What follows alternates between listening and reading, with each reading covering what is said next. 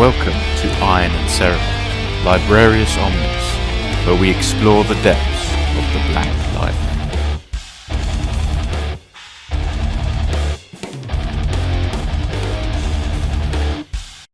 Hello everyone, and welcome back to Iron and Ceremony present Librarius Omnis. And this is part 4 of our coverage of Battle for the Abyss. My name is John, and as always, I'm joined by Shane. How you doing, mate? I'm all good, thank you. Very good. You're good. Excited to get through this bit? I am. It's as I said, it's obviously we've turned this into a 4-parter again, and into our coverage of the book. And as we've said in the others, it's very much a like this one is your action movie, your 80s action flick to maybe the more brooding books of the heresy that we've read up until now. And this is very much the conclusion to that action flick, with a lot of big set pieces, a lot of fast pace.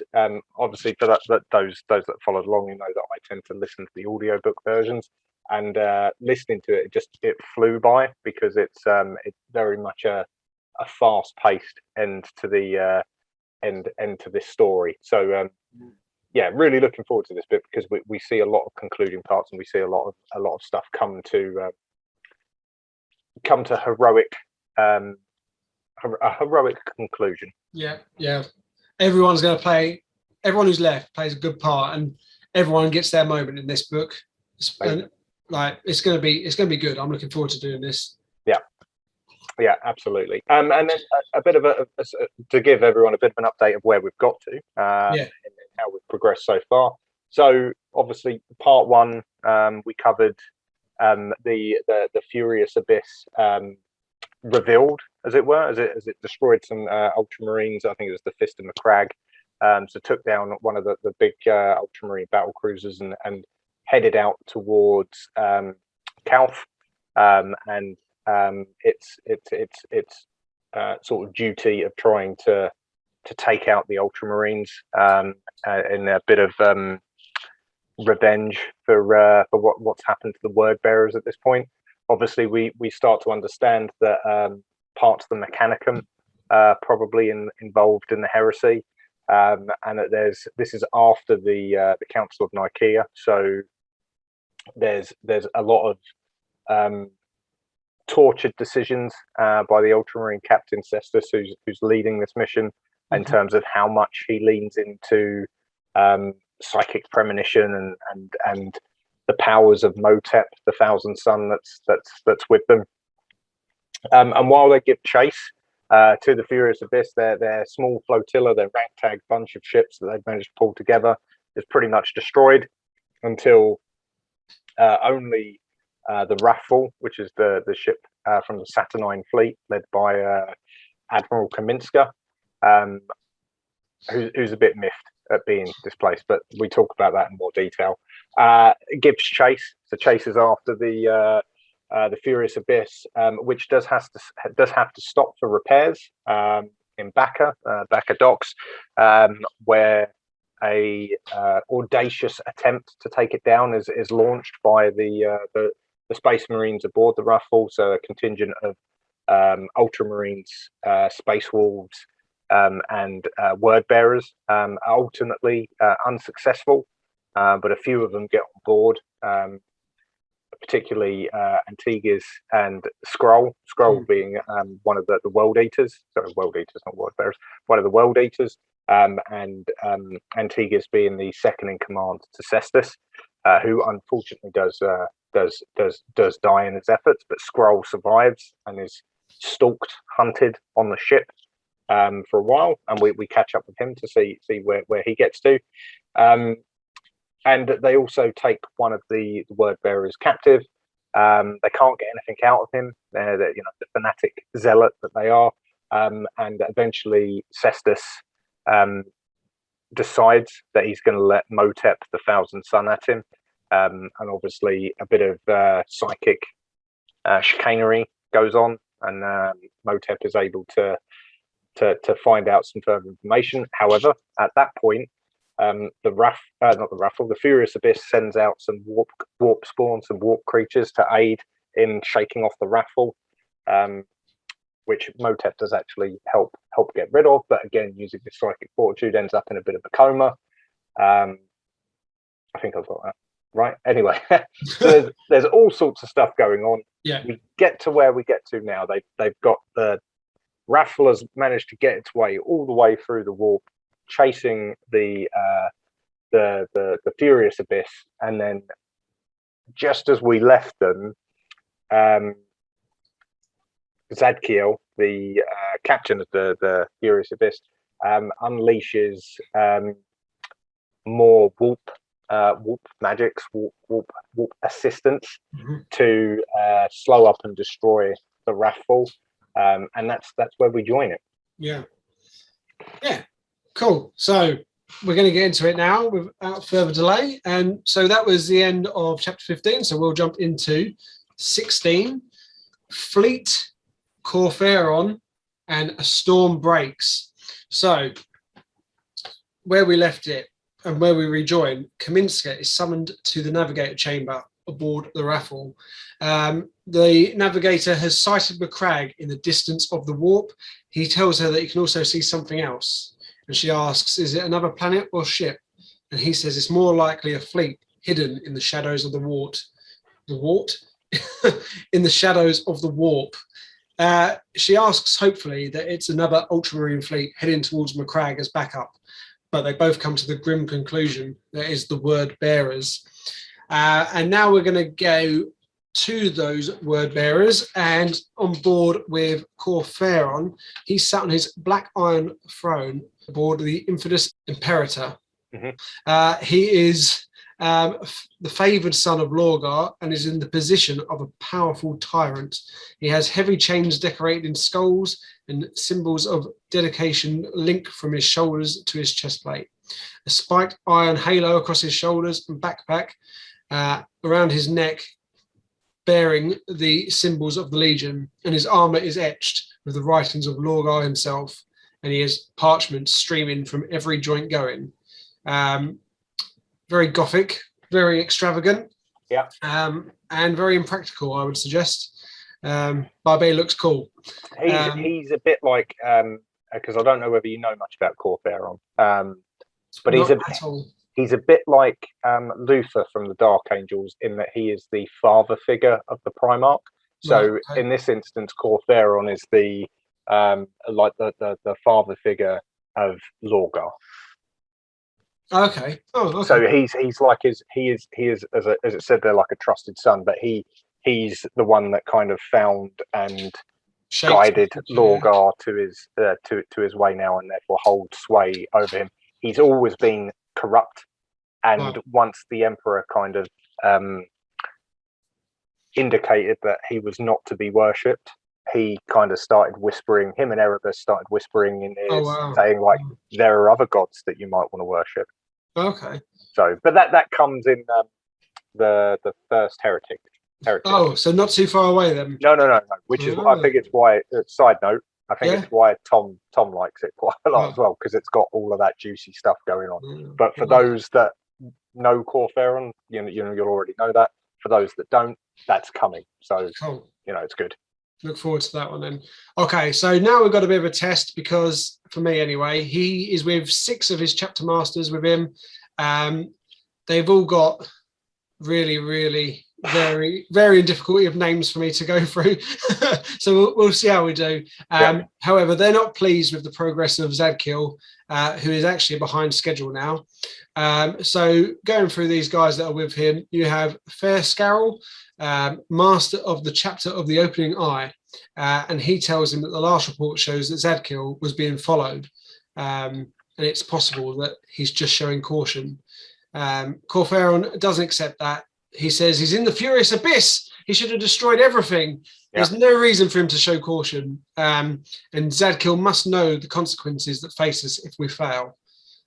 Denoise, master of the Burning Hand chapter, steps forward and says that Lorgar shows Zadkiel favour. It is written that we will not fail.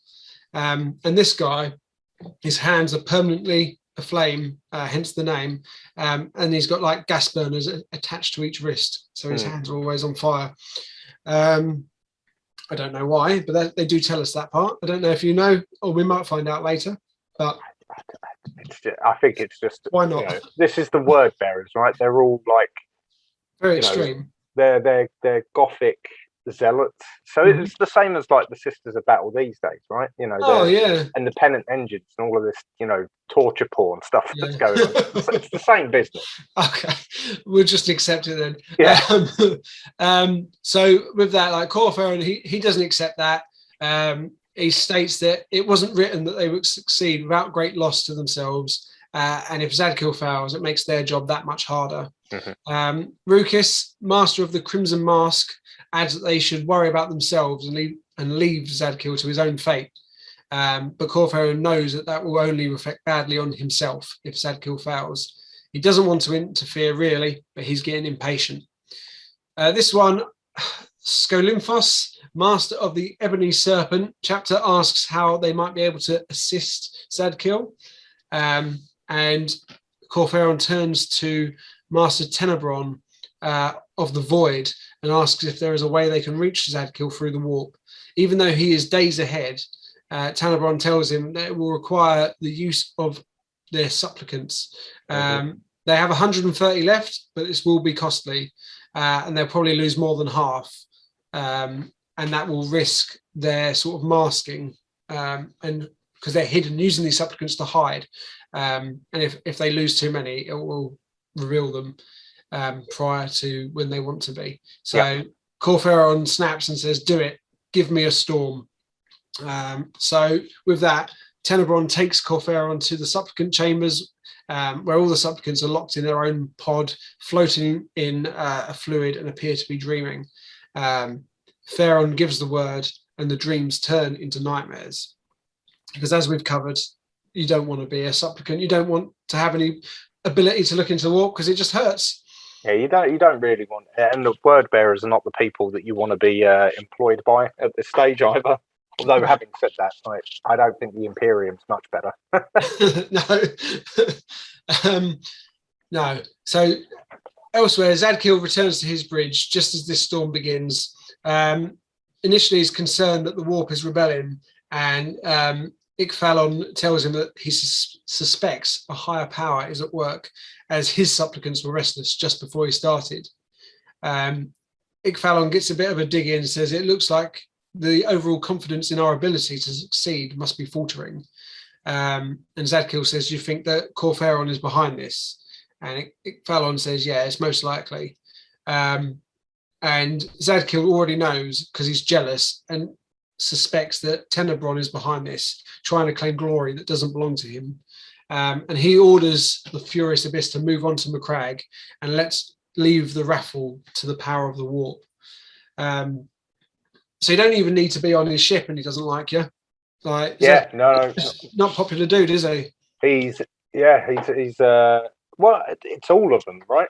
They all seem to be a little bit like behind themselves, against themselves a little bit. But Zadkiel in particular seems to be his ambition definitely, I would say to a degree, blinds him because he's very focused on what everyone else is up to.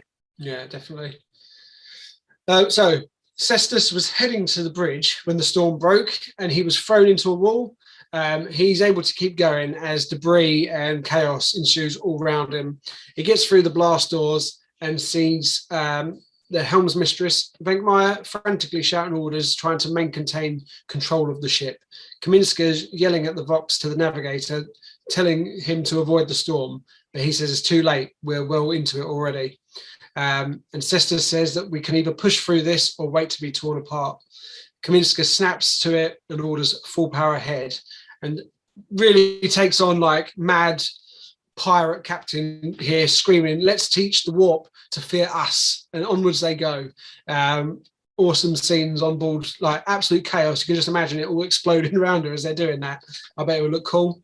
Yeah, it would be a very cool visual because like they're going headlong into the warp now, and through not just the warp, but through this warp storm, and like she's obviously gritting her teeth against it to say let's teach the warp to fear us, but at the same time all of the deckhands, all of the kind of the gangers and stuff like that on all the decks below, the deck orderlies and all these people, the deck ratings, that's what they call them.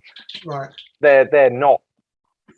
They're not enjoying it. Yeah, she knows this coming. She's holding on to like something, screaming, "Let's go!" And gritting her teeth.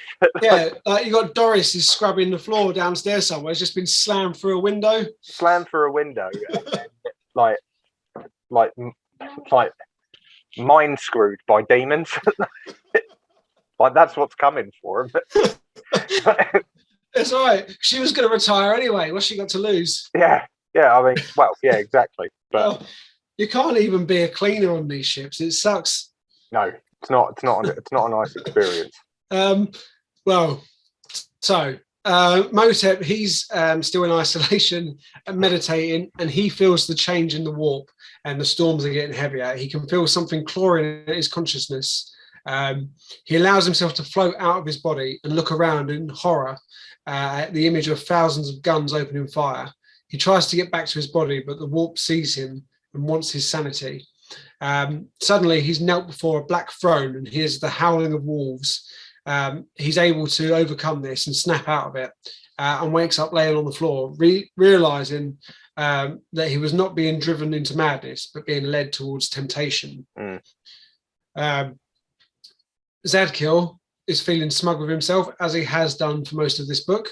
And for some reason, he decides, yep, the raffle's been destroyed and we're going to move on and forget about it. Ikphalon says, should we confirm it's destroyed? And he says, no, thanks, let's go. Doing his job there. And that will take us into chapter 17, strategy, out of the warp, and Formaska in sight. Yeah. So, warp storm.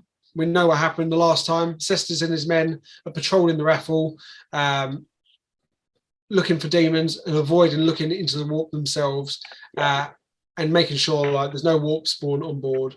They can hear the screaming of men being driven mad, and they stomp out any corruption that they find. Brilliant. Yeah. He is hoping, because I think there's a point there that Cestus says he's hoping that just the sight of the Astartes amongst the crew will help limit some of the warp madness. Yeah.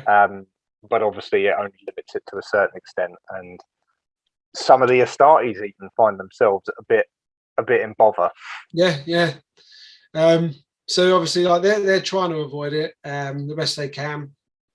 And like you say, like you say, they're not even protected completely. And Cestus himself has like images of Emperor sat on the golden throne, but then sees like weird images he can't explain of like the throne burning and crumbling and like something not quite right with it, and snaps out of it, encouraging his men forward. Eventually, they break through the storm into calm space, and he orders recovery and medical teams into action and tells Kaminska to join the rest of the Astartes in the conference chamber. Within half an hour, they all arrive, and Bringar is sat with the umps down at one end, probably getting off that hangover. Cestus tells them that it's clear that the word bearers are in league with the warp, and they are truly powerful, but we do have a slim chance of success. He tells them that he's learned the plans of the word bearers, and Bringar scowls, knowing how he found this out. And the fact that Motep isn't present speaks volumes to that. He tells them that the Furious Abyss is going to destroy the moon Formaska so that the hidden word bearer fleet can hide behind the rubble, and use meteors and comets and stuff, and chunks of broken moon to get to the planet's surface, avoiding the worst of the planetary defenses. And Bringar asks how he hopes to stop this attack. And Cestus says this will require all of our skills, discipline, dial, and timing, but most of all, sacrifice. So the Furious Abyss has exited the warp into real space on the edge of the Ultramarine territory. Shoals of warp predators come with it, but without the warp to sustain them, they were ripped inside out and sent back to the warp. The sudden activity set off every warning system on Macragge, and the Furious Abyss ignores all requests to identify itself. Zadkiel orders the Weapon Master to load the first wave of cyclonic weapons ready to fire at Formaska. He's staring out Macragge, still feeling smug, and talking to the Magos from the Mechanicum, who tells him that the warp disturbed Balanos, who's still being worked on after the fatal wound from the back of docks. And Zadkiel says, see that this doesn't happen again. He needs to be ready, as he will be used for the planetary assault. Corferon arrives on the Vox and says, the fleet is now in position and we're waiting for your mark. And with that, Ichthallon steps forward and says that the supplicants have detected the raffle emerge from the warp. Corferon snarls and tells them to sort it out. So smugness levels are slightly dwindling now. Yep. And Zadkiel demands the weapons master, how much longer until we can fire these weapons? And he says there are issues with the torpedo tubes and we're going to need some time. Smugness levels going down again. And Zadkiel then gets told that the raffle is coming about, making ready to attack. Looking into a view screen, he sees the raffle coming towards them, one side with all guns intact and a huge stream of debris falling away from it. With this, he decides to give them the honourable death they've been chasing after all. And the raffle opens fire with all it has, but only causes minor damage. And then the Abyss answers back, full power, smashing through the raffle and killing the ship. But they did not roll a 6 and the ship did not explode. So, but it's dead. The battle was short-lived. It's drifting, isn't it? It's not quite there yet, but it's going to get sucked into the Formaska's gravity. Yeah, a bit like the waning moon from earlier on. Exactly. Yeah. So this battle was short-lived, and Zadkiel was watching the raffle fall away from them, and now he's satisfied. Until again, he's told that they've detected 15 shuttles coming towards them within the wreckage. Realizing what's going on, he orders the torpedo tubes to be closed. So that's chapter 18, Gauntlet, Infiltration, and Dark Dreams, and this is the start of the boarding. So I was going to say that's quite a although it might be Gauntlet that describes it. Actually, it might be this bit, but that it's quite a cool sequence where the shuttles obviously not designed for, they're not drop pods. No, so they're getting a lot of buffeting by incoming fire, but they're too close for the, I think it's thermal lances. So it's just like effectively heavy bolters and like las cannons that are firing at them. Yeah. And it's quite, a good, it's definitely a good sequence as they're hurtling towards, and you've got, some of them are just populated by deckhands and then sort of standard troopers, and they're just getting blown apart and drifting into the coldness of space. You've got a couple of different Ultramarines also split up, as well as Cestus's one, which is heading straight towards a rapidly closing torpedo tube. Yep. You've got Bringar and the Blood Claws, and he's just well up for it. He can't wait. This is what he's been waiting for a whole book. That's all he's wanted to do. He's banging on about, can you hear it, lads? Mother Fenris is calling you, and all the Blood Claws are getting pumped to get in there and cause. And just as they get there, just as they're getting towards their target, they take a load of fire and just dip down and like miss the torpedo tube and spiral into another part of the ship. And we're like, what's happened? Is that it? Are we done? Is Bringar, was that Mother Fenris just taking them out? But all very exciting, so we have to wait and see what happens there.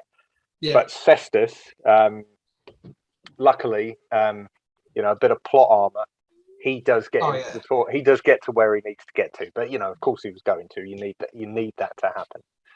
But that entire sequence of, and I'm assuming that is the Gauntlet part, but that entire sequence is really cool. So, like you say, plot armor, Cestus is obviously pays to be in his shuttle, because he's got 3 guys with him: Lexnal, Hyteron and Excelenor, and they're quietly saying their oaths of moment.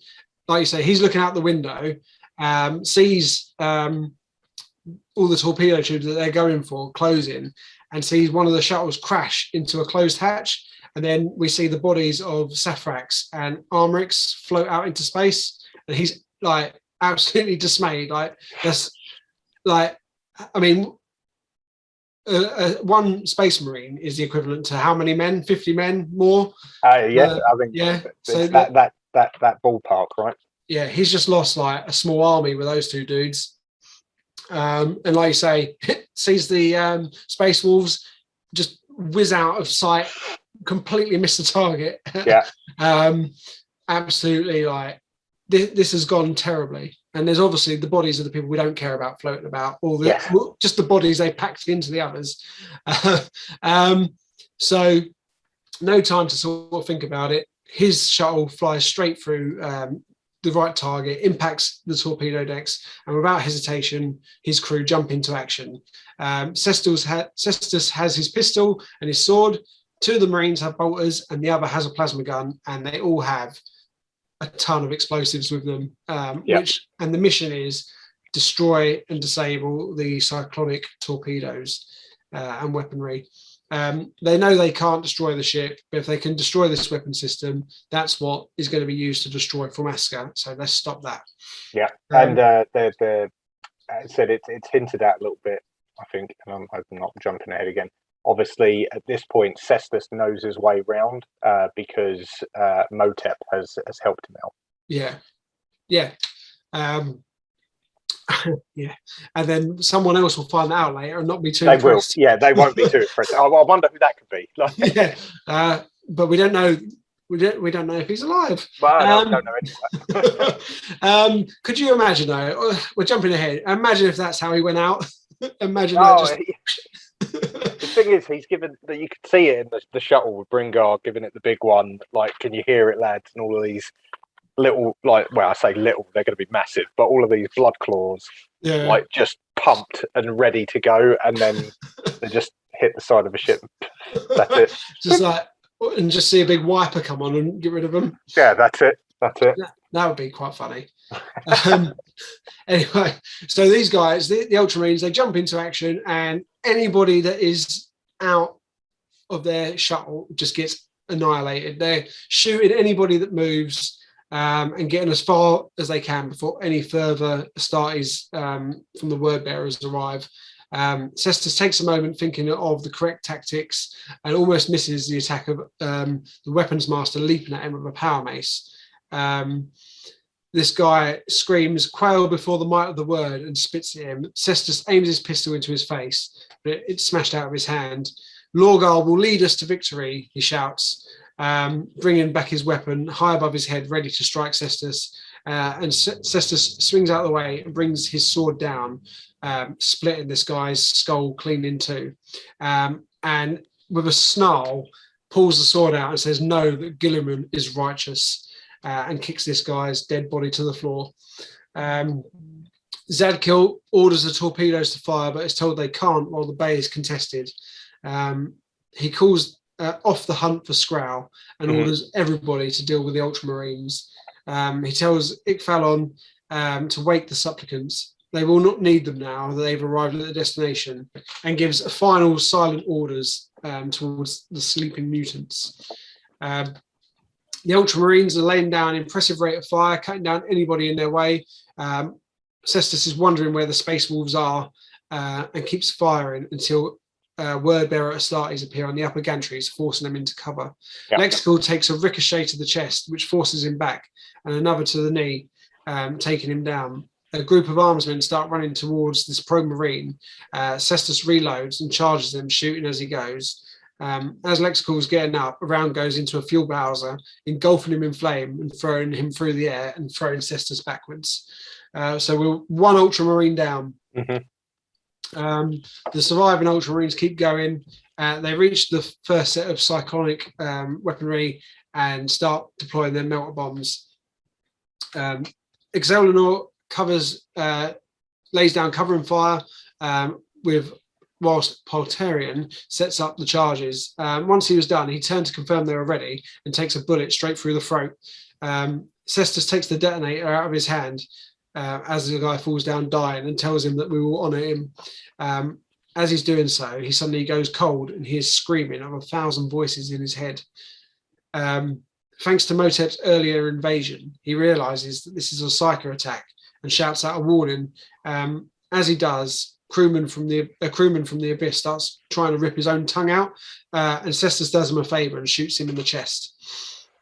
Turning, that he sees Excelsior raise his bolter up towards his own head. Cestus screams at him to stop, and Excelsior tells him that it's the voices in his head. Cestus grabs him and drags him through a hatch. Feeling his own sanity fading, they hit the detonator and feel the rush of flame as he passes out. So, psychic attack there, making everybody kill themselves. Pretty brutal. Yeah, indiscriminate as well. Oh yeah, but of course for Zadkiel, like, you know, he doesn't care. Like, it's use up the rest of the supplicants, send out a massive psychic attack. Doesn't matter whether it kills our men or not. Like, fine, just get rid of them. Smug levels going up. Yep. So Zadkiel gets a report from Raskill that the explosion has destroyed a lot of the access ports to the Ordnance Bay. So we can't assess the damage yet, and we don't know if the Ultramarines have survived. So another squad of word bearers gets sent down to investigate. And now he's starting to worry that he might have fucked up. Yeah.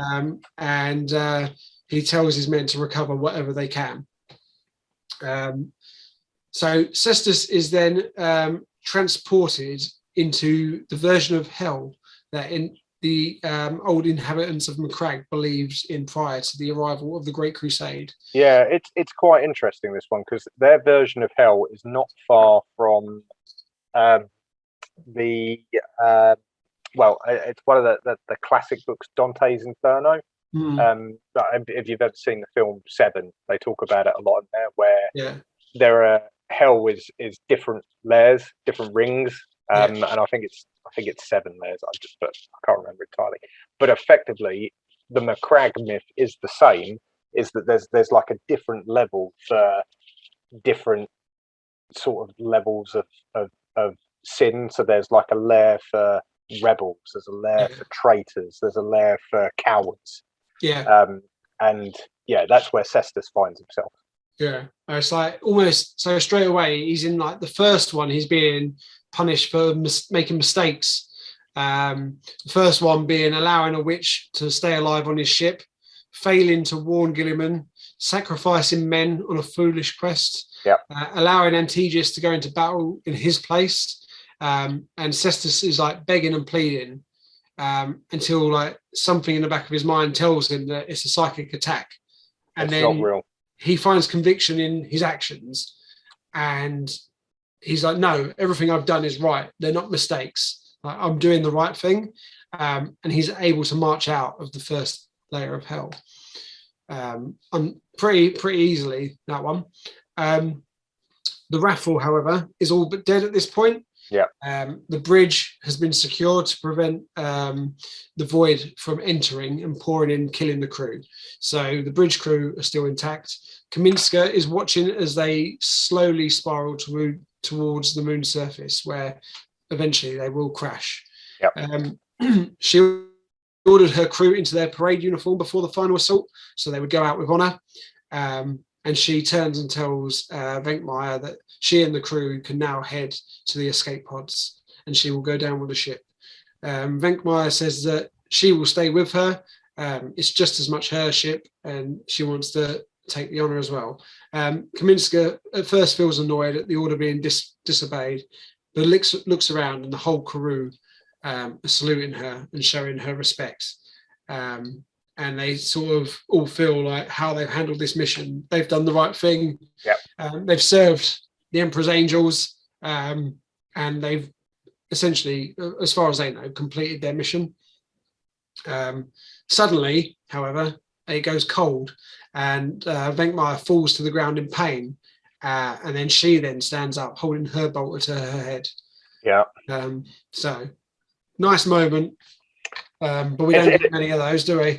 Yeah, it was a nice moment, and you're like, oh, they are all going to go down with the ship, and it's like, again, you get that very nautical. They are a navy. It's the Saturnine fleet. They're a crew. They're all like, the ship is a living thing just as much as anything else, and like they're done. And then there was a string quartet in the corner playing. I was going to say they're playing them out, and then as that happens, obviously something is still awry. We don't know what it is yet. No, we know it's probably got there's warp stuff going on. There's definitely some warpiness going on. Someone who knows what's going on, however, is still locked in his cell. And he snaps out of meditation, sensing that something's not right. He walks up to the door, places his palm against it, and says an incantation, and the door dissolves into liquid. He walks out, sees the halls are empty, pulls up his psychic resistant hood, and heads towards the bridge, extending his wand into a spear, and it crackles with energy, and tells him there's a phantom on board. As he enters the bridge, like, carnage has erupted. The walls have been painted with blood and gore. The ceiling is dripping, and there are flayed bodies and skin pinned to the walls. It's gone from bad to worse. Kaminska is sat bloodied on the floor, and Venkmeyer is floating above her. Kaminska warns Moteb to leave, and fires her pistol into Venkmeyer, who in response stretches her arm into a blade and cuts Kaminska's head off. No! I know, it's brutal. That came out of nowhere as well. That's not how she was supposed to go. No, I know. It's like it happens. You're like, oh, all right, fair enough. I mean, not allowed to go out with a ship in like a nice, easy manner. No, she just has to get killed. At least it was quick, I guess. Yeah, I suppose so. Yeah. Moteb addresses the demon within Venkmeyer and tells it to come out.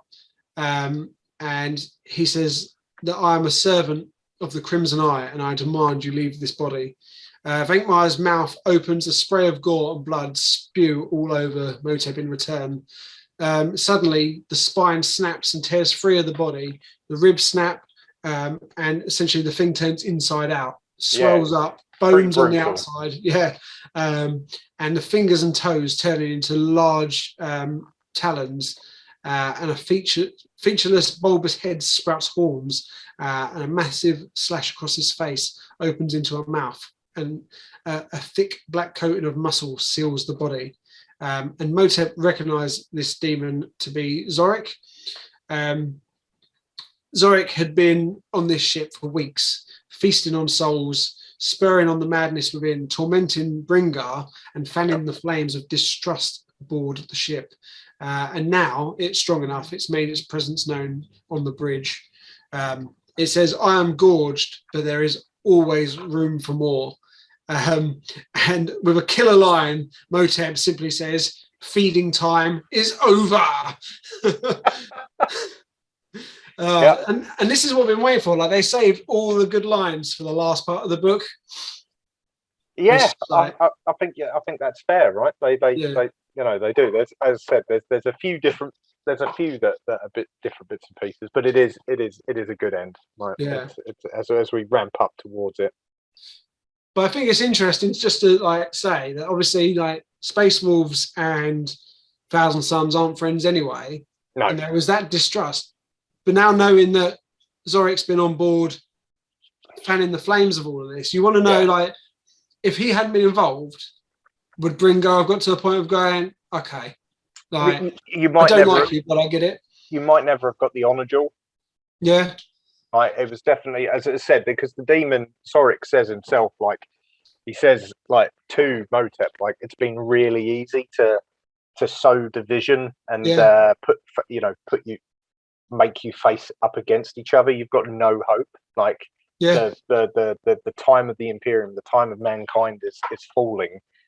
You lot can barely hold yourselves apart. I didn't have to do anything really. Yeah. Pointed out the obvious. You don't like him, do you? Let's do something about it. Yeah. So it's interesting just to know, where we would have found them? Yeah, absolutely. Well, anyway, so poor Cestus, he wakes up. He's walked out of that first level of hell, and then wakes up strapped to a torture rack. This layer of hell is reserved for traitors. He's been so stretched that he's got broken bones, and he looks around and sees Antigus laying on a rack beside him. Yeah. And they are all suffering because of Cestus's disobedience, because they left Terra on a glory mission of his own making before Antigus disappears again, leaving with that. Cestus declares that he's loyal and his actions were honourable to save the Legion. He doesn't belong here, and I defy this fake hell. His chest is ripped open, and he tells the spirits that he defies them as he passes out. It's pretty brutal. Again, like Yeah. they're all getting twisted round, and it's like something out of Saw. Yeah. Like, and it's been cracked, its spine's breaking, and it's I think it's the point where it says like his ribs break open, like because he's a Marine, he's got like he's got all his ribs are fused anyway, and it's kind of like they shatter and split, and then he kind of like wakes up in the next layer. So we go on to chapter 19 now. Pack mentality, Zorik, and reunion. So those that were wondering, no, Bringar did not die. He wasn't splattered against the wall. However, we are going to join him now as he's stalking around on all fours among the steaming carcasses of a pack. He looks out into the snowy Fenrisian plains, knowing that they had challenged him and he had triumphed. His ears pick up and he smells the scent of another wolf stalking him from above the mountains. He lets out a howl and a second wolf comes into view, smaller than he is, but lean and nothing but raw muscle. These guys circle each other, and Bringar, still tasting flesh from the others he killed, this sets his senses on fire. He leaps at the other wolf, taking him off balance with a furious blow. Then they both bite and claw one another. The younger wolf lashes out, getting a good strike, but Bringar ignores it and is able to bite down on the back of this guy's neck, squeezing until he feels it squirm in desperation, until warm blood fills his mouth and he's able to finally snap the young wolf's neck. He stands in glory, howls loudly, and lets the blood flow from his mouth. He was about to lope off into the snow until a large dark shadow appears, belonging to a black wolf twice the size of him. "Look around you," the wolf said. "This is not Fenris." Do you want to do this bit?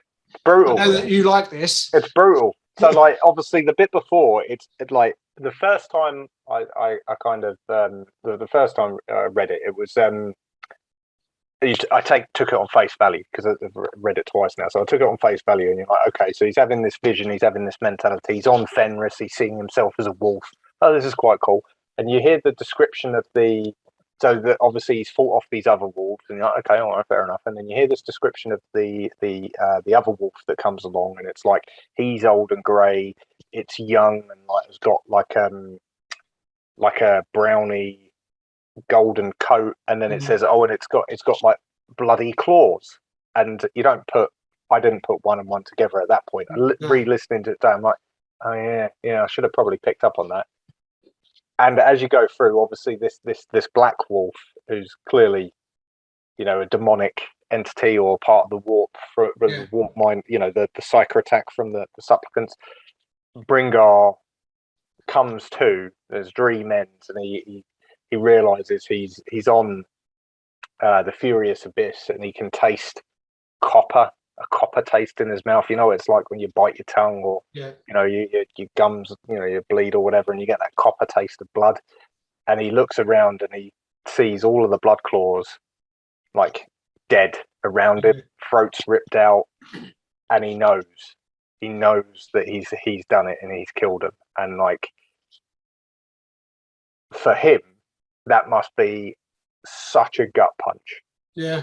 Because not only is he killed like Marines and Space Wolves, they're also the ones, they're the young warriors that were under his charge. Like, he's a wolf guard. This is hard to hard to take. And obviously, as a Space Wolves fan, it's like, oh my god, that's devastating. Like, God, Bringar, how you know? And at this point, like he there's no way out for Bringar now. Like he will never ever be able to go back to Fenris. He'll never be able to go back to the chapter.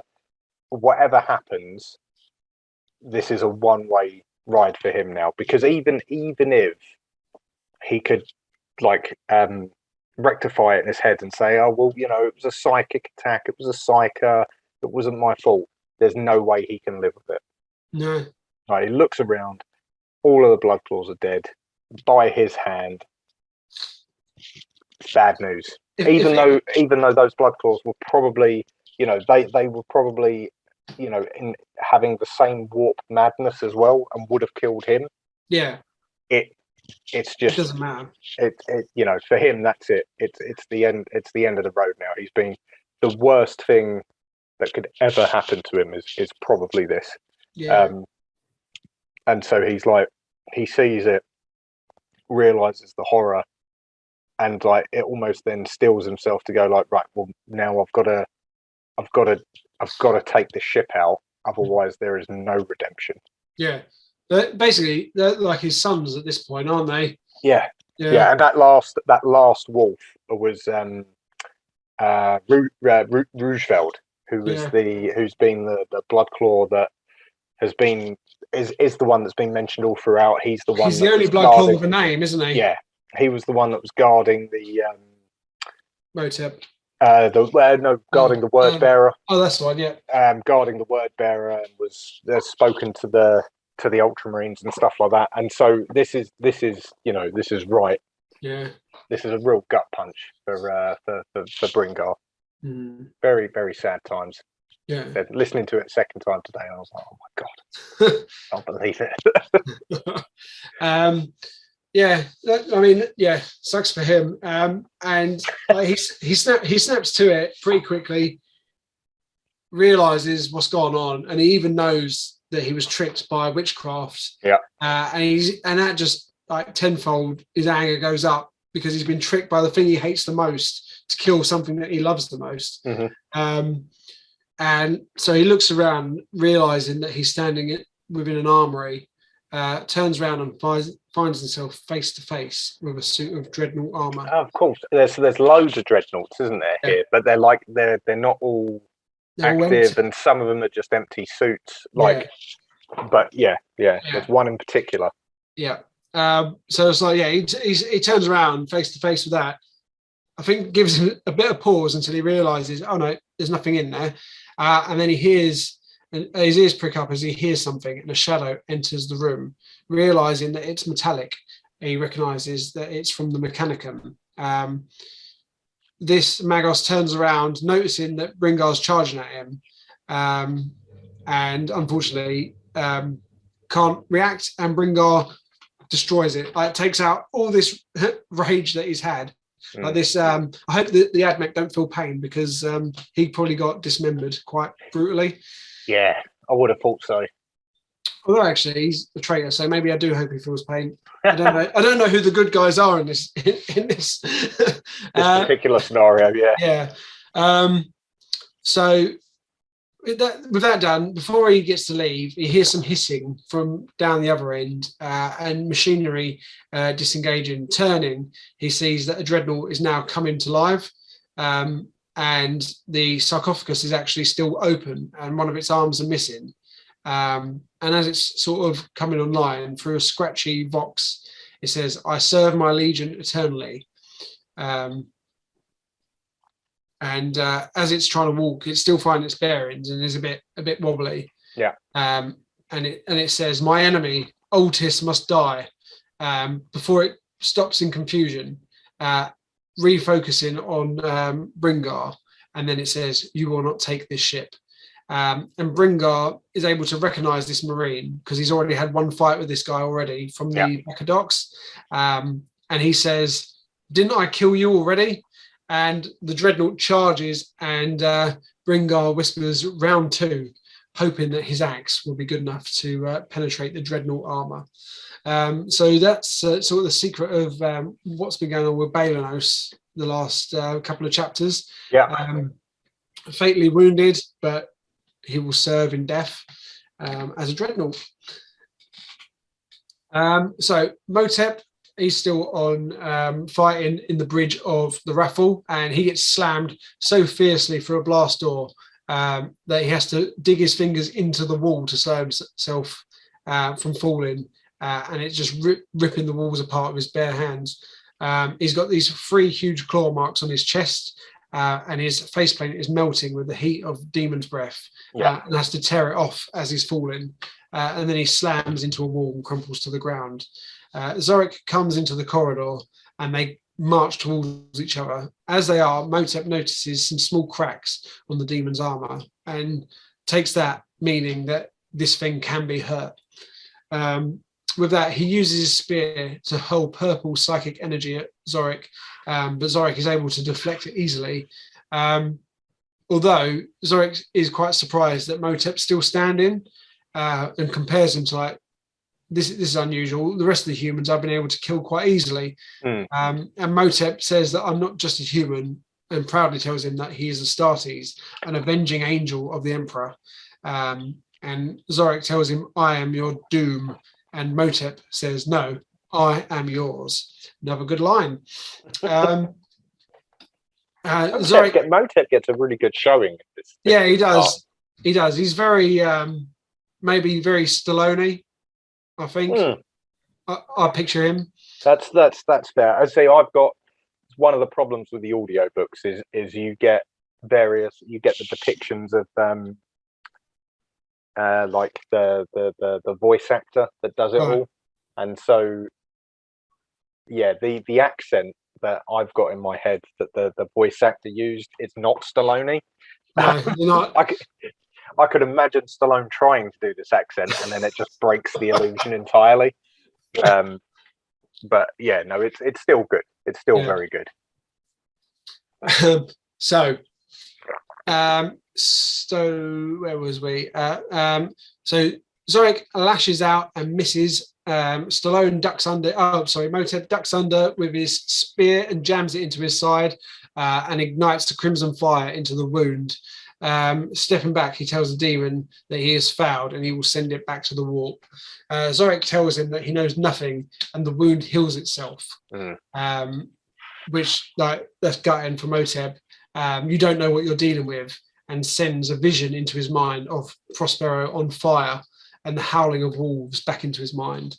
Motep steadies himself, and Zorik laughs before raising his arm, and one of his hands ripping open and turning it in on itself, revealing a dripping orifice, and fires a bolt of purple fire at Motep, which hits him in the shoulder, sending him flying backwards. Motep gets up quickly and evades some more blasts, and fires back a boiling mass of crimson fire, which hits Zorik and seals this wound closed. Motep tells him that the word bearers will fail. The Emperor will know that he is betrayed, and Lorgar will not escape justice. And Zorik tells him that he doesn't care about Lorgar and his dogs. They're just a tool being used for the Ancient One's grand plan, and they will all become slaves. They clash again. Motep's spear going in through Zorik's side, and Zorik smashing him into a wall. And they're fighting for a bit, and Motep tells him that knowledge is power, and twin beams of light burst from his eyes, covering Zorik in flame, causing it to recoil, lose his grip on Motep, and Motep rams his spear through Zorik's neck, and they fall down together. Motep pushes away, trying to create a psychic shield, and with that, Zorik is furious with rage, comes back and smashing through this shield as if it was paper.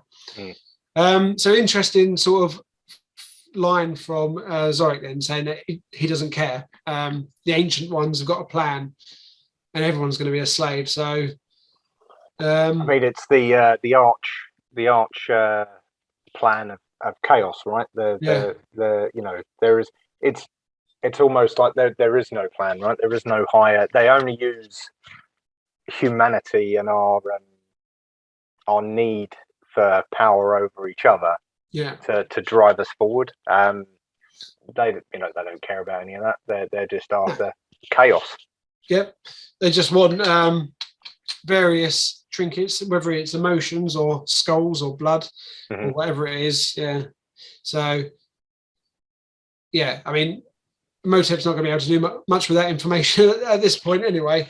But the secret's out for the rest of us, if you hadn't worked it out already, I guess. So Cestus has gone through his many trials and wakes up in the final layer of hell, still feeling pain from being ripped apart in the previous circles. He's now standing on a rock, and he looks around and sees there are an infinite amount of spikes on the walls, each with a trait of to McCrag impaled upon one. A taskmaster stands next to him, telling him he has as many circles of sin within him as hell itself. And Cestus tells him that he's not a traitor. And the taskmaster says that neither are any of the others, but they think they are. And their sin is arrogance rather than treachery. They thought they had the capacity to betray their brothers, but are nothing more than petty thieves or killers.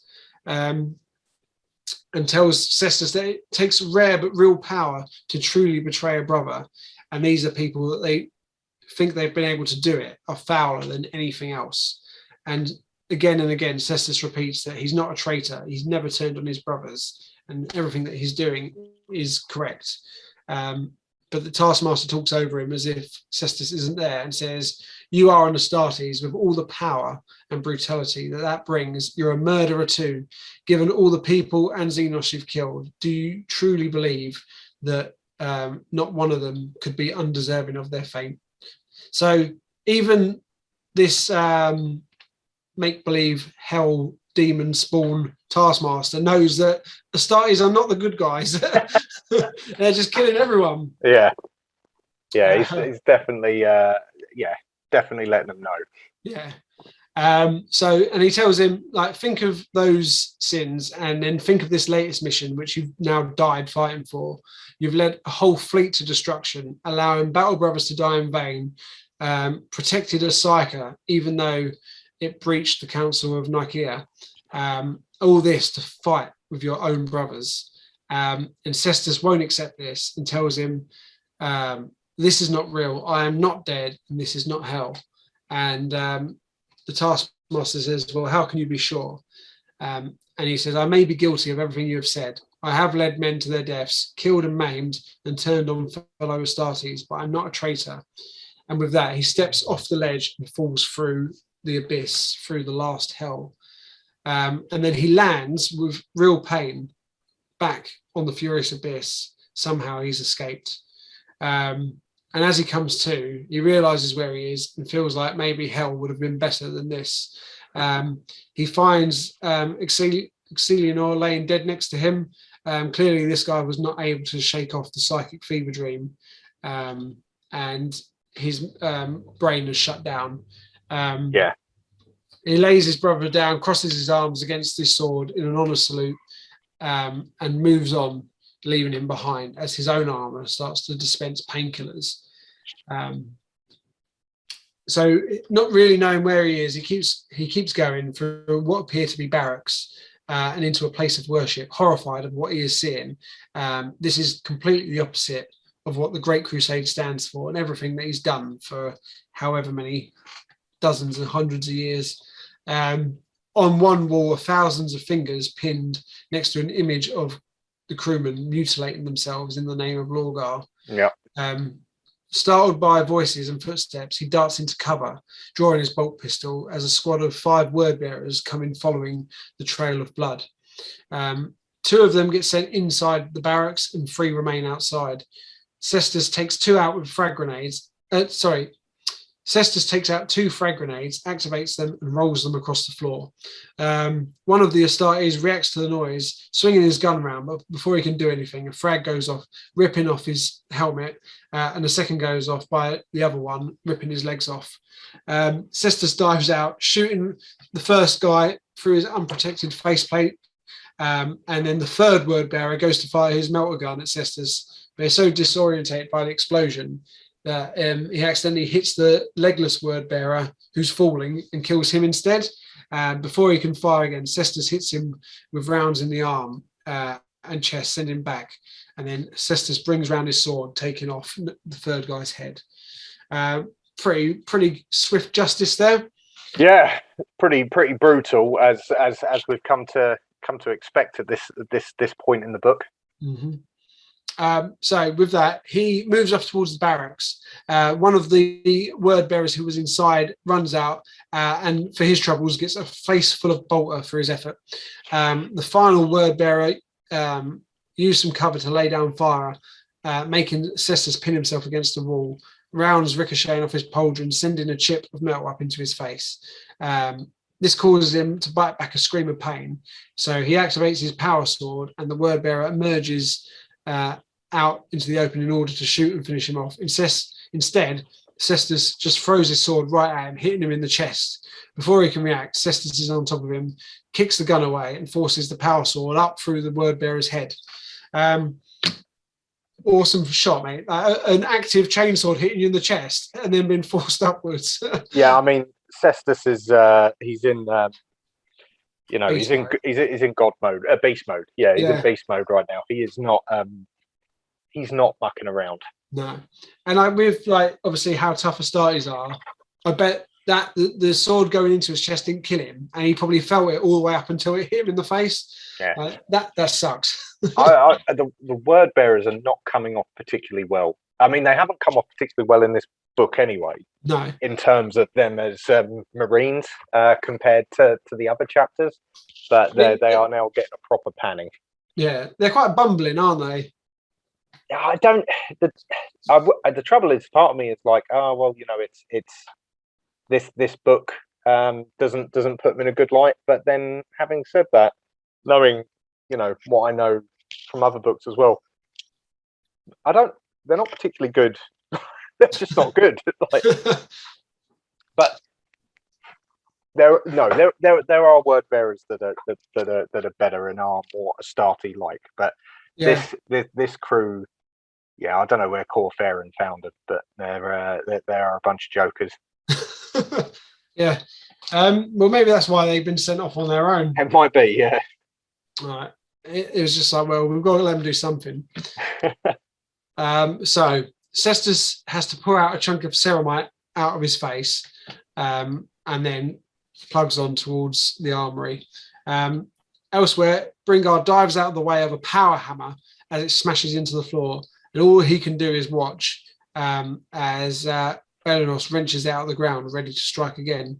He almost gets hit by a second blow, but is able to sort of dodge that as well. And then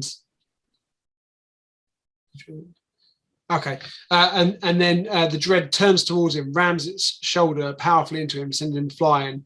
And Feltooth gets left behind, stuck into the armor of the dread. Yeah. He lands, pulls his knife out, and runs back towards the dread. This dreadnought was in a bit of confusion at first and has been very slow. But the more this fight goes on, the more its muscle memory is kicking in and realizing the power that it actually has. Yeah. Bringar realizes that he's probably not going to win, and prepares himself for death and sort of laughs as this dread turns towards him and comes down to put the death blow on him. A shot rings out, hitting the dread, making it rock back, and snapping to reality. Bringar charges forwards without thinking, pulling his sword free of the armor, slashing at the blister containing the injured word bearer, slicing it open as a second shot rings out, which hits Belenos in the chest. The dread then falls backwards onto the ground, and Bringar goes to town and hacks the body with his axe until there's nothing left but a bloody pile of gore, and spits it and says, "Come back from that." He turns around and sees Skrow emerge from the shadows and approach Bringar, who turns towards him and says, "I thought you were dead," and then collapses. Oh, hell, yeah.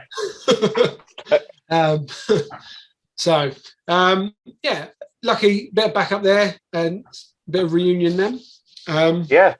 No, I mean it's a nice point. Like as I said, Bringar's giving it his all against this dread. That we're given a bit. What I like about it is we're given a bit of a Balanos's like his brain when he died. It's like Altus must die, which is what his orders were on Bacca, and then he gets killed.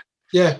And then he's working out where he is. He's probably coming to the realization that he's in this dreadnought, but he's not fully interred yet, because as the battle goes on, like the chamber door swings open, and that's what exposes the amniotic sac that his crippled body is in, allowing Bringar to win. And I also like the bit where Felltooth gets stuck.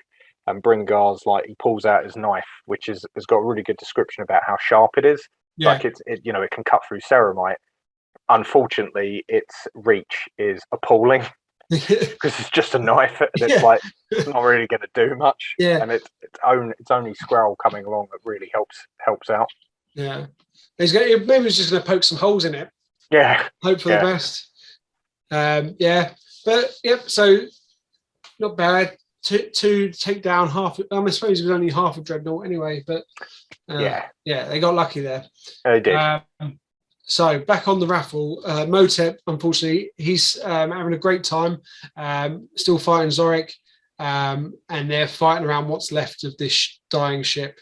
Motep's been able to get his breath back and is relocating one of his shoulders after Zorik chokeslammed him through the floor, sending him through a couple of decks.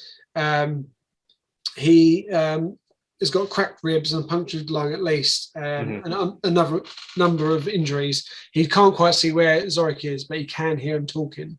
And Zorik's telling him that he shouldn't have resisted. He turned his brothers against him and showed him the way, but you resisted, and that was a mistake.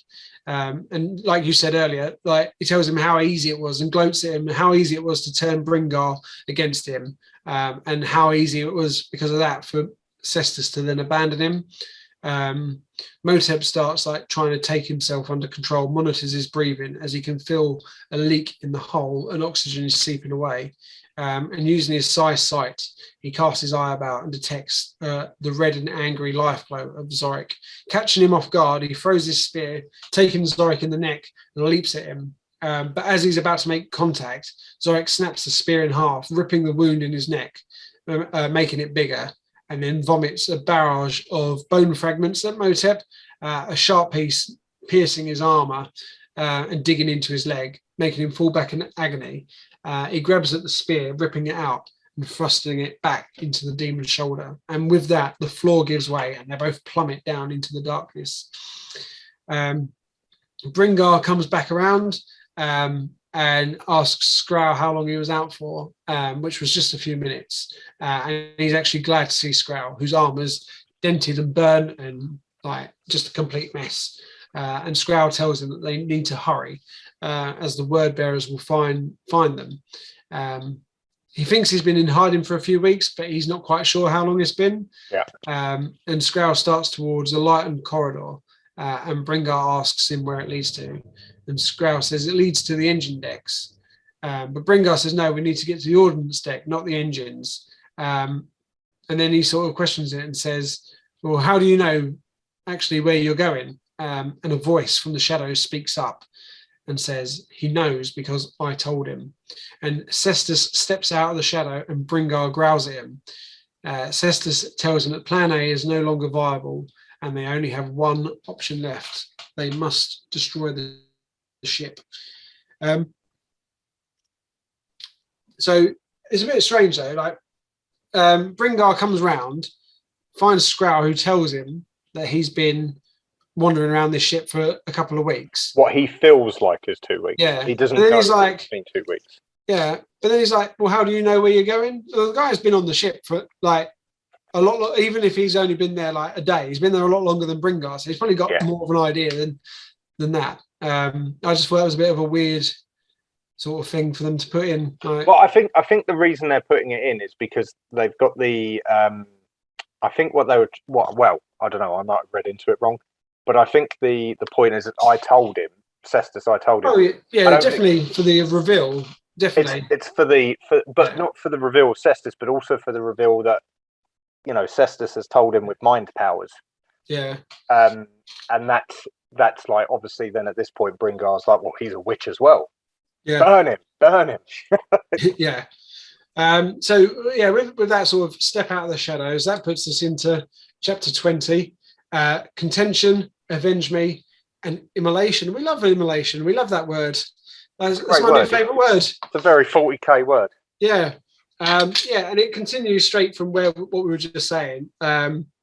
Bringar's laughing at him, saying, like, how do you expect to destroy the ship, the mightiest ship ever made, with just some explosives? Have you lost your mind as well as your honour? Clearly forgetting that he just killed his own men. And it is a bit of a flip there, like, yeah, that's fine. Like, well, even before, like, he didn't really take, like, not credit, didn't really take the blame for killing him. Like, as soon as he realised what he'd done, he blamed warp magic. Oh no, absolutely. He definitely, but at the same time, he knows, like, as I said, he knows he's going to die on the ship now. He's not going anywhere else. No. Like, so Cestus basically tells him that they're going to use what they've got left to overload the engines, which will make them explode. And Bringar's furious, like, this wasn't the plan. No, you can't just change it. And Cestus says, look, we never imagined any of us would live long enough to get this deep into the ship. Mm-hmm. So we were going to go for the easiest and quickest target. But now we're here. Things have changed.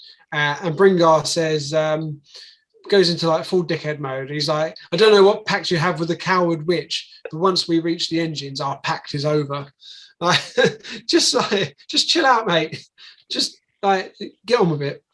Like, that's it. No, he's a man in his ways now. That's it. There's none of this. You can't have any. It can't abide the psyker. Abhor the witch. Yeah, fair enough. So the Furious Abyss has fallen out of formation after the fight with the Raffle, and was heading back into place. The supplicants are all dead now. They can't use the cloaking trick they had before when they first destroyed the Fist of Macragge. The Ultramarine defence fleet was forming up, putting them in perfect position to be destroyed once Famasco had been destroyed. However, because the ordnance deck is so heavily damaged, it's going to be some time before they can deploy the cyclonic payload. Zadkiel's previous arrogance is now fading, and he can feel control slipping out of his hands. Checking the screen data, he sees that the Furious Abyss still hasn't moved, and he uses the Vox to contact the Magos and find out what's going on. After a few tries and not getting an answer, he calls on Rezkiel and tells him to go and find out. Rezkiel then tells him they've managed to track the enemy to the engine decks. And as he is given a report, Zadkiel hears a huge explosion and gunfire coming from Rezkiel's end. Zadkiel is now so angry at this point, he turns to Ikphalon, who's been sat silently watching for a while, and tells him, you take 3 squads down and sort this out. And Ikphalon turns around and says, no. I've watched your incompetence for too long. You're disgracing the glory of Corferon and Lorgar. And Ikphalon pulls his bolter out on Zadkiel. He tells Zadkiel to stand down. Zadkiel lowers his head. And with that sign of obedience, Ikphalon lowers his guard. And Zadkiel quickly darts to the side, drawing his power sword. Ikphalon fires, the shot goes wide. And before he can do anything, Zadkiel slides his sword through his throat and says, do you think I would leave my bridge to a snake like you? Ikphalon tries to respond, but gurgles blood as he falls down and dies. Zadkiel turns to the crewman and says, clean this mess up. I'll deal with the enemy myself. He tried. I mean, it's very Zadkiel. Yeah. Like, we shouldn't really expect anything different at this point, right? No, but then it's like, as much as we've sort of, like, ragged on him, he's a warrior and he did all right there. Like, the other guy's a bit of an idiot. Like, he's had this whole time, he's been watching this guy mess up step by step. Yeah. And he should have just shot him. I don't know why he lowered his guard. That is true. Yes, yeah. He should have just, again, more bumbling word bearers, pratfalls. You can just hear, like, the Benny Hill music playing in the background. Yeah, exactly that. Yeah. But yes, one thing that Zadkiel we don't see much of, but is actually very true, is he's still a Marine, he's still a warrior, right? So that is still very much the case. Yeah, he got on top of him like in seconds as well, like quick sword through the throat, dropped him. Yeah. So yeah, I mean, yeah, he's in that position for a bit more than just, I guess, doing the right politics. Warrior as well. Yeah, absolutely. Cool. So Rezkill, he's feeling pleased with himself. He and his men have pinned the last loyalists down. They're at the end of a long dead-end corridor, and he sent some of his men above to come down and fire on top of them. He loses sight of the guys who've gone high and starts to worry and says to one of the other men, like, where have they gone? The word bearer says that he didn't manage to see them. I've been focused on the Space Wolf and the Ultramarine. And Rezkill says, well, where's the World Eater? And with that, the word bearer next to him's chest explodes in a fountain of blood. And Skrull calmly says, I'm right here. Charging, he cuts off another word bearer's head, makes his way towards Rezkill. Rezkill manages to get one round off, hitting Skrull in the fire, but Skrull buries his chain axe right into Rezkill. Bringar and Cestus emerge, and Bringar tells Skrull that next time he can be the bait. Awesome. I mean, it's a very, very cool moment. Yeah. Could you imagine like the horror of this lunatic just running at you? It's Skrull as well, right? Who's been like he's been like they say it in a minute, but he's been in his own sort of for a world eater to have to hide for however long is it's like Chinese water torture. Like he's now just ready to unleash. Yeah. Do you ever play Pokemon on the Game Boy? I am. Yeah, I am. Yeah, it's like so he's been using Bide for. That's exactly right. That is exactly it. Yeah, indeed. So with that, they move on towards the engine bay, smashing and crashing as they go and killing anyone or anything that they come across. And as a bonus, they leave a trail of booby traps and explosives. And as they're getting deeper, they enjoy the screams of explosions from far behind them. The only thing they are only using the frag grenades, not the melter grenades. Yeah, they're still keeping hold of those because that's the only thing that's powerful enough to take out the engines. And Cestus knows that he is making a one-way trip. After a while, they take heavy fire from the gantries above. The word bearers are finally caught up. Zadkiel watches the three Astartes dive into cover from a high vantage point, ordering one squad to stay above and keep them pinned and the other two to go down and finish the job. Zadkiel makes his way to the main reactor. On the Raffle, Motep, he's in a bad state. He's fallen a long way and landed in a wrecked part of the ship full of corpses. They had been sealed off during the last attack, but many of these were driven mad because of the damage to the ship. And traveling the warp, he's busted up, and the only thing keeping him going is the pain. The air's getting really thin, and he knows he's dying, but he's not afraid of death. He can see Zorik further ahead, consuming the souls of those that have somehow stayed alive in the wreckage for long enough. Zorik, now repowered, turns and heads to Motep, who falls down as he tries to get away. Zorik tells him he will consume his soul and drain him until there is nothing left. Motep braces himself and readies what's left of his spear, holding out his palm and generating a purple flame.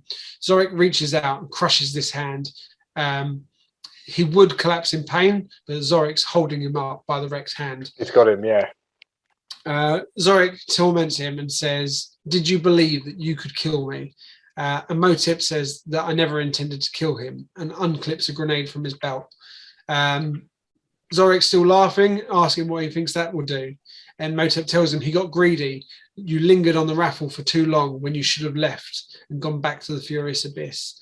Zorik has been getting slightly weaker with each psychic attack from Motep, and now the solid physical form has weakened.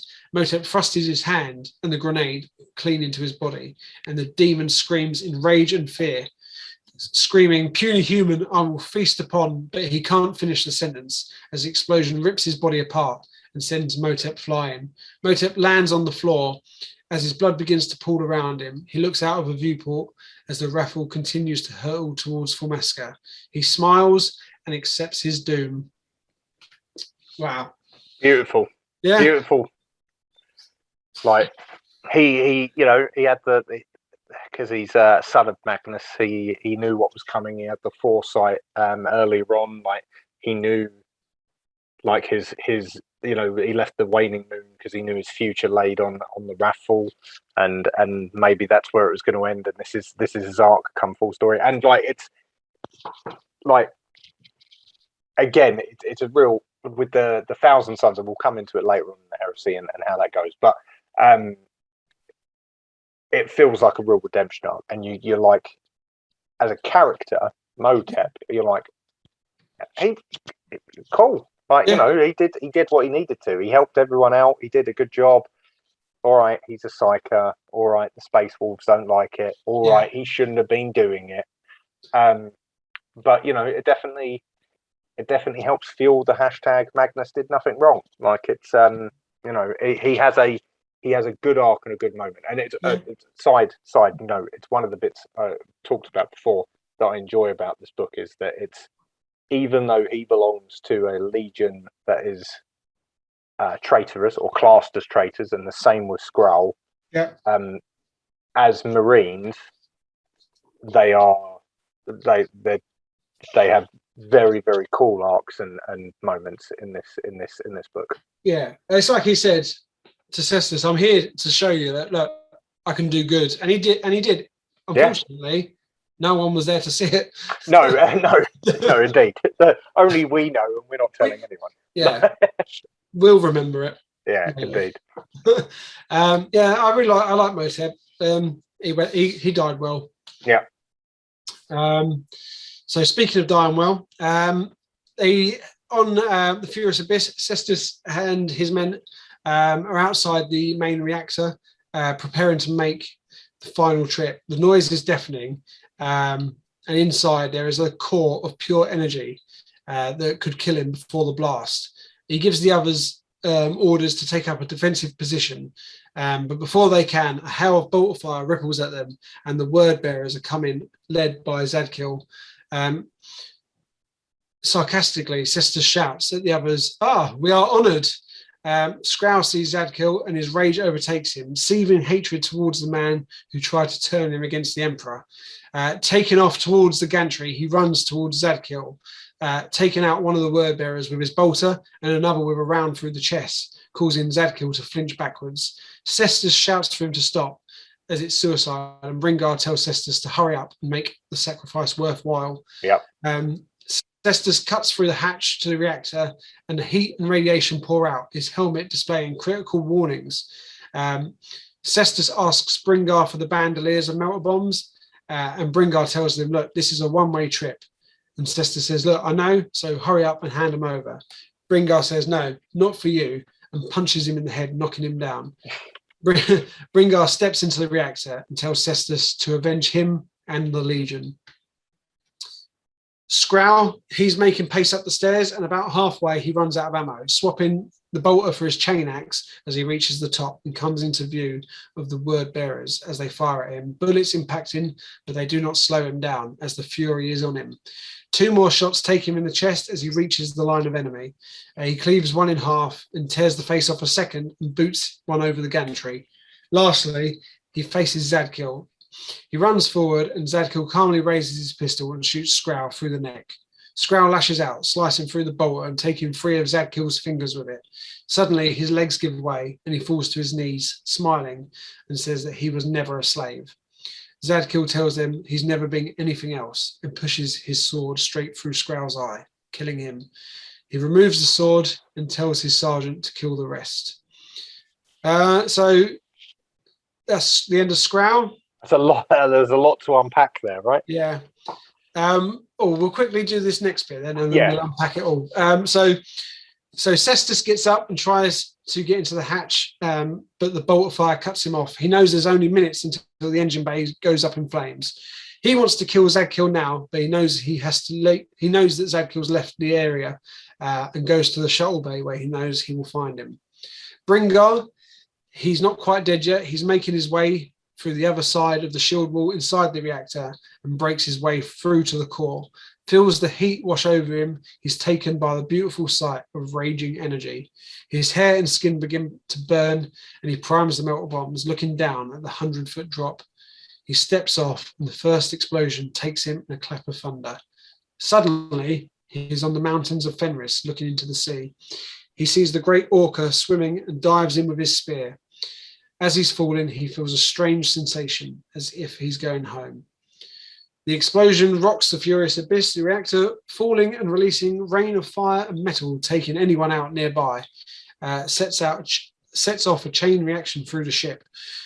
Crawling through the last corridor towards the escape pod, Zadkiel finally makes it and seals off the hatch and watches as his men that followed him are taken by the huge blast of plasma. He sounds the abandoned ship alarm and heads for the escape pods. Right, like you said, there was a lot to unpack there.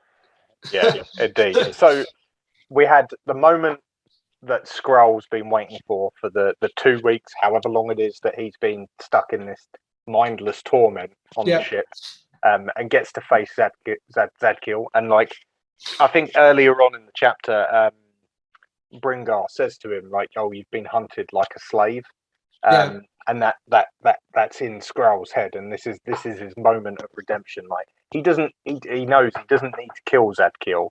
He just wants to get close enough to him to draw blood. And like, the way it's described, like, is he's obviously in his rage, right? He's got this full, everything's going, like, he's used his gun, he's got his axe out, he's taking shots. It's like the end of Scarface, Tony Montana. Like, he's asking to be shot. He's taking all of these hits and he's just wrecking them. Yeah. And then he gets to Zadkiel, and like, again, Zadkiel being a very confident, arrogant type of chap he is, like, pulls it, it's like, quite dismissive, fires a shot through his throat, thinks that's going to be it. Not for Skrull. Reaches out, cuts his fingers off, and then slumps down, knowing he's done what he wanted to do. And then obviously go back over to Zadkiel at that point as well, who still maintains this kind of dismissive air of superiority as he finishes him off with a sword through the eye. And you're like, on the one hand, you're like, I was like really like happy for Skrull to get his moment, and then at the other side of it, I'm like, but actually his very, very last moment is really shit. Yeah. And you're like, wow, this book keeps doing that to us. Yeah. I know. I mean, like, his death was like, it was. I mean, I think if it had ended by killing, I mean, he got to kill Rezkill, but if that was like the last bad guy he killed, maybe we would have felt a little bit better. Yeah. Because he wasn't there to kill the main bad guy. We know whose job that is. Yeah. He did all right though, didn't he? It's a really good way to go. Like, and it tees up the other part, the other sacrifice, which is Bringar, who is like, he's like, this is a one-way ticket, but we don't both have to die here. And then in typical Bringar fashion, rather than slamming the door or something like that, punches him in the back of the head, like just pop, and then like Cestus is knocked out, and then that's it. And it's like, it's the way Bringar would have done it, right? But then this is now Bringar and his redemption for what's happened. This is Mother Fenris calling him. He has another like spirit journey where he's just, it says like he's back on Fenris. Like, he can see the Silver Sea, he can hear the orca. Yeah. He's in a loincloth just with a knife, and he's ready to go hunting. And just as the wave of heat and energy takes him, it's like the same time he's diving into the ocean on Fenris. Very, very warrior poet type stuff. Yeah. And then obviously you're like, okay, so that's those two dead, and then you're like, fucking hell. what's coming? You know, who's left? And it's like it's now just Cestus, and you're like, right, this is, you know, we're in the end game now. Yeah. It's now going to go that way. Obviously, Zadkiel still pulling his, you know, Bond villain shit. Has like he's sealed the doors and he's watching all of his men die from plasma. What a dick. Yeah. And he's like, right, I'm going to go and get myself a lifeboat. Like, Yeah. we'll call it all off. Abandoned ship. It's been a good, it's been a good experiment, lads. But we're done now. Like, let's go. And yeah, like, as if, right, he gets onto a lifeboat, as if anybody welcomes him in. Oh, I mean, like he'll get welcome in, and then he'll be killed, or something horrible will happen to him. Yeah. He'll get turned into something. He's not going back to his old job, is he? Core Pharaon isn't having any of this. Like, no. You know, Core Pharaon, you know, one. But obviously, this is the thing. Zadkiel's so like arrogant that he's probably thinking in his head, I'll just kill Core Pharaon. Or like, you know, he's like, I'll just, you know, it's all right. I'll be Lorgar's right hand man. Yeah, I'll cover this up. It's you know, it's very Zadkiel, but he's done the dirty again, and he's now, you know, he's called abandoned ship, and there we go. Yeah. But yeah, really dramatic. Like, you got to like take a breath. I remember I was like, oh, there we go. Right, last chapter. Like, what's going to happen now? Like, shall we find out? Let's do it. Chapter 21, the eve of battle, face to face, and still we will fight. Okay, so on the flagship, Core Pharaon is praying to an idol of Lorgar. The prayers given on the eve of battle would ensure the word bearers were ready. Their devoutness have set them above the rest. His prayers are interrupted by Tenebron, who tells him that they have not received the signal to attack from the furious abyss. The supplicants were activated as ordered, and they detected a psychic blast.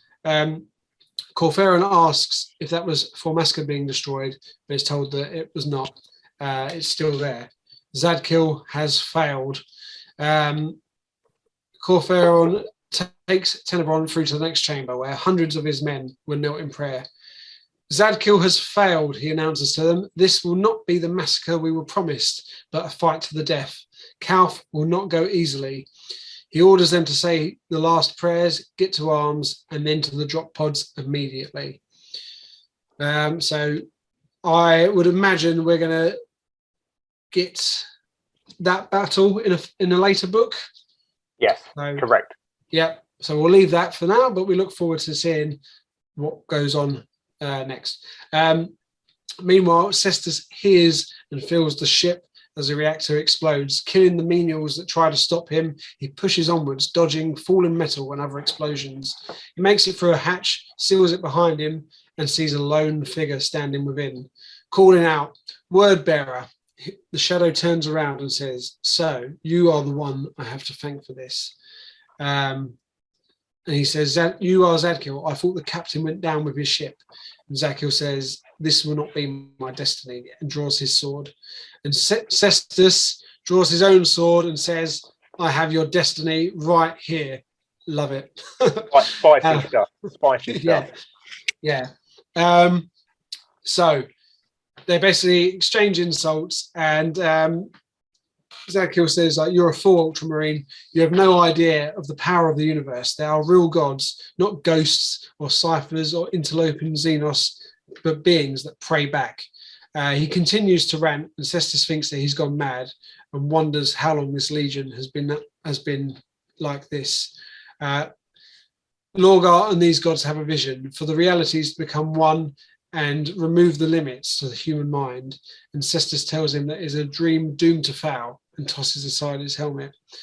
Then Zadkiel tells him that he underestimates the power of the word, and Cestus tells him that talk is cheap and lunges at him. Zadkiel, as we've obviously seen, is an expert swordsman and is actually better trained than the Ultramarine.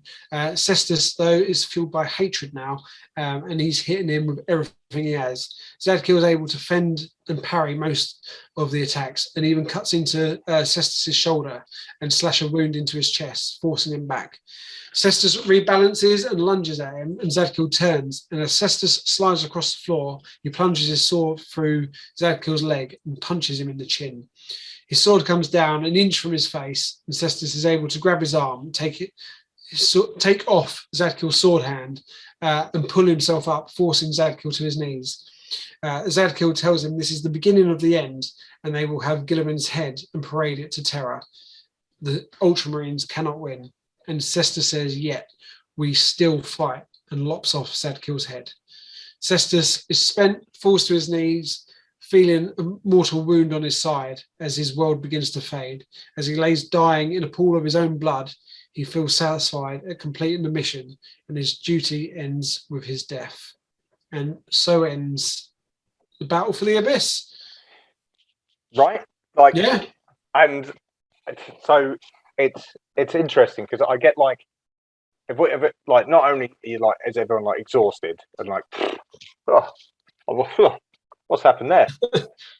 It's also where the criticism for the book comes in, because they're like, well, it doesn't matter, like it didn't do anything. Everyone died, and a part of me's like, I don't care. That was cool. Yeah. Yeah. I mean, like, you think about the scale of this. The scale of this. I mean, it might not have had to be part of the heresy, but it would still be a book. There's loads of stuff like this has happened, and there's all these individual. All these individual battles are going on. So this is like an example of the, like, we obviously, more than I do, and I know a little bit just from what I've been told. The attack on the Ultramarine still happened. Calf. So the Battle of Calf, yeah. Yeah. So that's still going to happen. Oh, absolutely. Like, we'll get to it as to other things that come into it, and maybe this didn't matter, but for the people involved, it mattered. Like there was a whole purpose of getting here, wasn't there? Like, surely, like at the very least, the attack was unmasked, and this moon wasn't destroyed when it was supposed to be. Yeah. So I said I remember reading this, and there's stuff in there and I'm sure someone might have done it, but if not, they should. But it's like the type of thing that I'd look at and I'd go, do you know what? Or actually, like if I was more like Tom, and able to, build up my kit bash models and do that, I'd be looking to build like Bringar and his Blood Claws. I'd be looking to build maybe the Ultramarines contingent of this book. Yeah. Just because they're cool little characters. And I know that they're only in this, but Skrull as a world eater, because some of it is just about the hobby itself. Yeah. Is you have these little characters, these little moments, and it's up to you to do what you want with them. And so I liked it. Isn't that what we're doing though when we play 40k against each other? Like, these battles don't matter, but we're doing it. Yeah, and you get it. Like, as I said, I've seen it on lots of battle reports and stuff like that.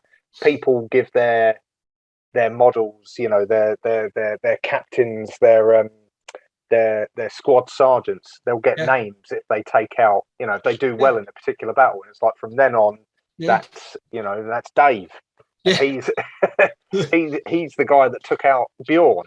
Yeah, and that's it. Like it's part of it. But as I said, for me, it's just a very. I liked all the characters. I know, and I loved Rear Admiral Kaminska, for example. Yeah. I thought she was a really good character. Like, and I like the flavour of the This gives you that flavour of the Saturnine fleet. It gives you so many things that you can go on and investigate. It also does foreshadow stuff, because we get Kelbor Howl, and we get a tease of what might be going on with the Mechanicum, which is the next book anyway, isn't it? It is the next book, yeah. So, and that, if this was a 4-parter, we might be on quite a long one for Mechanicum. Yeah.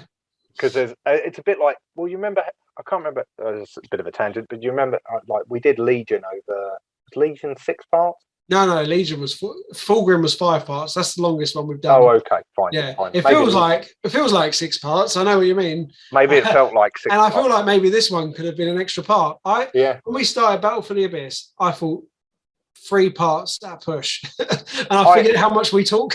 I always underestimate them. Right, when we're doing these, and I'm like, oh yeah, they're Battle for the Abyss 1, maybe 2. Yeah.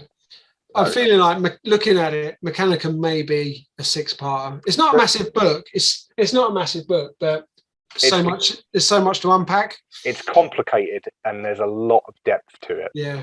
But anyway, we're not talking about that yet. That's what's coming up. But overall, my sort of cascading diatribe here. Overall, really like the book. Yeah. Really like. I get why some people criticize it. I don't find that much criticism in it. If your only criticism is it doesn't matter in the wider heresy, then at least you've read a good book. Like it's a fun book. If you don't like this, you just don't like fun. No, it's popcorn. It's it's pulp fiction. It's not Shakespeare. But we don't want it to be. No. Right. So there is one more part to this. We'll do our usual selfless plug, and then we'll leave you with a reading from the Word of Lorgar, provided by Tom after that. So don't end this. No, stick around with us for 2 more minutes, and then listen to the treat that Tom has prepared for us. It's like the end of a Marvel film. It's the end stinger, and it is on a note. It's nice. It's a good way of finishing this book because it kind of highlights the futile sacrifice that's gone on. But when you listen to it, and it is worth listening to because it does give it the atmospheric touch that it needs. Yeah. So stick around. So quickly, Instagram, Iron and Ceramite. Come and show us your models. Come tell us what you think of ours. And you can follow us all individually on there. We're on Facebook. If you want to talk to us about anything hobby related, we're always on there. We've got Twitter as well. All of those things, just search Iron and Ceramite. If you're watching this on YouTube, please do like the video. Please subscribe to the channel. And if you want to share it with your friends, we'd appreciate that. And obviously, if you're just listening to us while you're doing your hobbying, then we're on all good podcast services. Do rate us and share us on there. Twitch, we're on Twitch. I've had a couple games of Space Marine. We aim to get some more done as and when we can. So do get on there for when things really heat up. If you want to support the channel, we do have a Patreon. Head over there and take a look. We're working on revamping it. I think there's some plans in the work, or there's been some discussion. At the moment, if you do subscribe, then we'll stick your profile or your name at the end credits as a thank you for now. And also, if you want to support us and you use Element Games, where they have all the discounted hobby stuff, use our code, which is in the description, and at no extra cost to you, as a thank you for sending you via us. Eventually, we'll get a little kickback from Element Games. Any money we make will go back into developing the channel. And finally, if you like combat cards, our clan is Iron and Ceramite. Shane and Glenn are always at the top battling it out. The rest of us, we're just in the clan, I guess. Come chat to us on there. Come wipe the smiles off their faces. There is a new member that I think is in 3rd place right now. Is there? It's above everyone else it's from Iron Ceramite, apart from me and Glenn, of course. Yeah. But it's interesting to see that there's some new blood in the clan. I haven't been on in a while. I've been a bit lack. I need to get back on there. But yeah, so like I say, there's a few people on there now. Come and play with us. And we'll see you on the first part of 40 of Mechanicum. Yes, indeed. See you later and enjoy the Word of Lorgar.